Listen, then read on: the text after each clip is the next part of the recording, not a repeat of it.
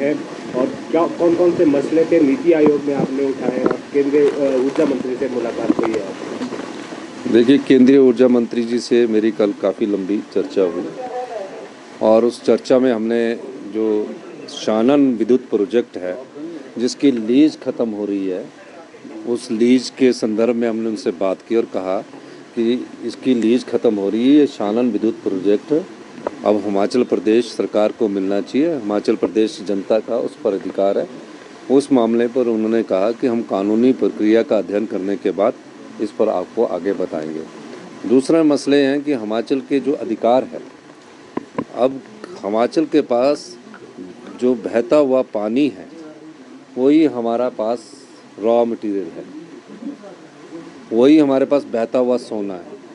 हमने कहा कि एनटीपीसी, एनएचपीसी और एसजेवीएनएल उस समय हालात ऐसे थे कि प्रोजेक्ट लगाते थे हम और हमें 12% फ्री पावर रॉयल्टी के तौर पर देते थे।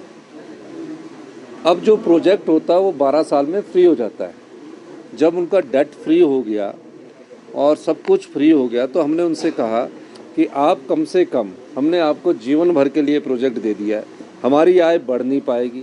हम पहले ही आर्थिक बदहाली के दौर से गुजर रहे हैं, आर्थिक तंगी इतनी ज़्यादा है कि जो हमारा रॉ मटेरियल है वो हमने एनटीपीसी, एनएचपीसी और एसजेवीएनएल को दे दिया। तो आप उसमें हमारी रॉयल्टी का जो शेयर है वो 30% बढ़ाइए, 50% बढ़ाइए, क्योंकि आप डेट फ्री हो गई है। उन्होंने कहा कि उस पर भी हम विचार करेंगे। तीसरा हमने कहा कि कुछ प्रोजेक्ट्स है, हमारे पास कुछ प्रोजेक्ट्स है, हम ये नहीं कह सकते कि इन्वेस्टमेंट के मामले पर हम राज्य के इंटरेस्ट को बेच दें। पिछली सरकार ने जो एमओयू साइन किए हैं उसमें जो हमको फ्री पावर की रॉयल्टी मिलनी है वो 12 साल तक उन्होंने डेफर कर दिया है और हमने उनको लाइफ लॉन्ग प्रोजेक्ट दे दिया है।